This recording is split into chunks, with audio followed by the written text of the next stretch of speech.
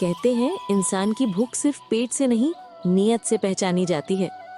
और जब नीयत खराब हो तो एक सब्जी बेचने वाला भी पूरे गांव का चैन छीन सकता है। ये कहानी है जालपुर गांव और गांव के लालची सब्जी वाले गिरधारी लाल की। पर ये सिर्फ लालच की कहानी नहीं, ये एक सस्पेंस है, क्योंकि गिरधारी लाल सिर्फ सब्जी वाला नहीं था। उसके पीछे एक ऐसा राज था जिसने पूरे गांव को हिला कर रख दिया। आ जाओ ताजी सब्जियां, पर कीमत आज दोगुनी है। बारिश ने रास्ता बंद कर दिया था। गांव वाले परेशान चेहरों से एक दूसरे को देखते हैं।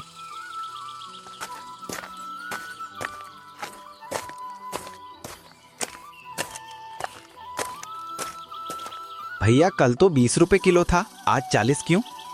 मेरी सब्जियां हैं, मेरा भाव। नहीं चाहिए तो मत लो। गांव में सब्जी सिर्फ गिरधारी ही लाता था। उसके पास एक पुरानी गाड़ी थी, वही अकेला सप्लाई करता था और उसी का फायदा उठाकर हर दिन दाम बढ़ाता रहता था। पर असली बात ये थी कि उसकी लालच सिर्फ पैसों तक नहीं थी, वो कुछ छुपा रहा था। गांव में एक 18 साल का लड़का आया है, नवल। दुबला, शांत पर बुद्धिमान। वो अपने बीमार पिता के साथ आया था। नवल गिरधारी के पास सब्जी खरीदने जाता है। भैया थोड़ा कम कर दीजिए, पिताजी बीमार हैं, घर में पैसे कम हैं। कम पैसे वालों के लिए मेरे पास कुछ नहीं है। वह नवल को धक्का देता है। यही पहली बार था जब नवल ने महसूस किया कि गांव का सब्जी वाला सिर्फ लालची नहीं, बेदिल भी है। और उसे अंदाजा भी नहीं था कि ये आदमी उसकी जिंदगी बदलने वाला है। रात का समय है, गांव में शांति है, लेकिन गिरधारी की गाड़ी बंद मकान की तरफ जाती दिखती है। हर रात गिरधारी किसी टूटे हुए घर में जाता था। लोग कहते थे वो वहां सब्जियां छांटने जाता है, पर किसी ने कभी अंदर झांकने की हिम्मत नहीं की। अंदर से धप धप धप की आवाज आती है। बस थोड़ा सब्र करो, मैं सब ठीक कर दूंगा। गांव के कुत्ते दूर से भौंकते हैं। कोई अंदर कुछ हिलता है, कुछ ऐसा जो सब्जियों से बड़ा और भारी लगता है। सस्पेंस पैदा होता है। गिरधारी दाम और बढ़ा देता है। अरे इतना महंगा, हम खाएं क्या? मेरी मर्जी, जो खरीदना है खरीदो, वरना घर जाओ। गांव इतना असहाय था कि उसकी लालच के सामने झुकना पड़ता था। पर एक दिन नवल ने फैसला कर लिया, वो कुछ करेगा।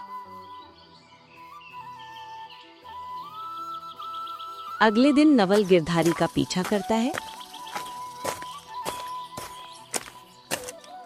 गिरधारी अपनी गाड़ी लेकर उसी बंद घर की तरफ जाता है।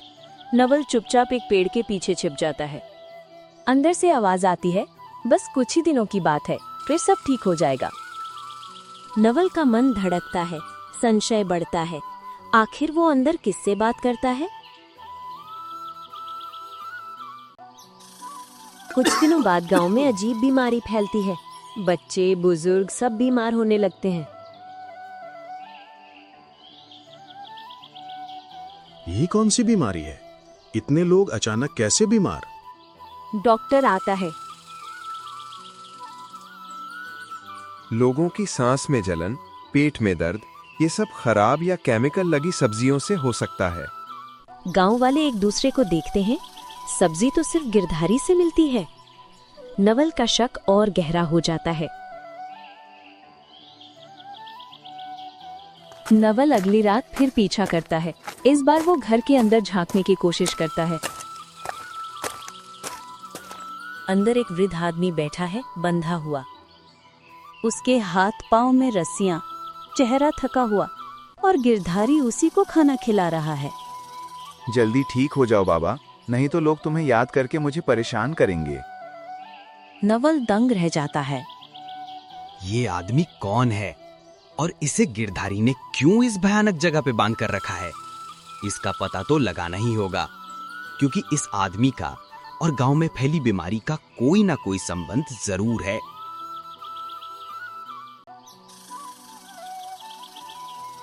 अगले दिन नवल गांव के बुजुर्ग हरि नारायण चाचा से पूछता है, चाचा, क्या कभी जालपुर में कोई पुराना सब्जी वाला था? हाँ बेटा, था। नाम था सत्यपाल। बहुत नेक इंसान, सबसे सस्ती सब्जी देता था। लेकिन एक दिन गायब हो गया। 5 साल हो गए, कोई पता नहीं। नवल के होंठ कांपे।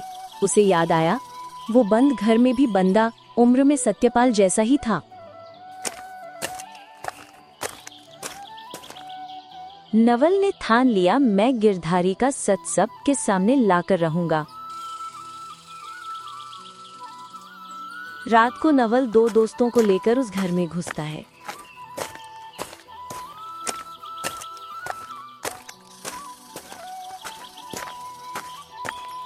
दरवाजा तोड़ते हैं, अंदर घुप अंधेरा। सत्यपाल कमजोर हालत में पड़ा है।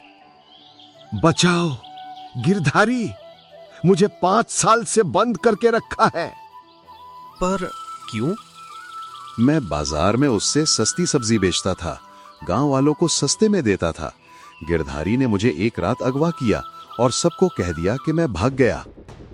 नवल डर जाता है, कहता है, आप सभी गांव वालों को सब सही सही बताना।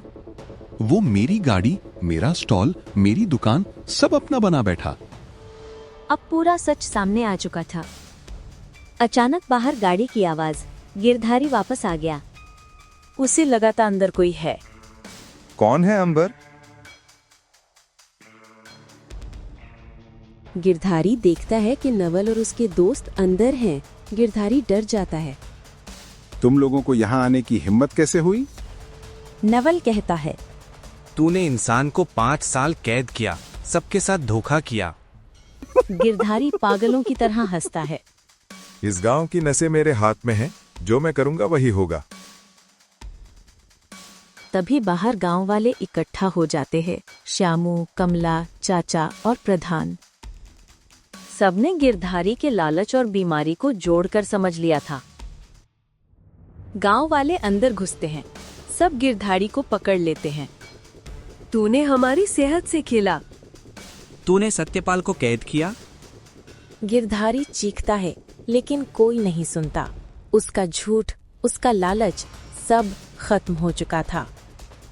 पुलिस गिरधारी को ले जाती है। सत्यपाल को इलाज मिलता है। पूरे गांव की आंखें नम हो जाती हैं।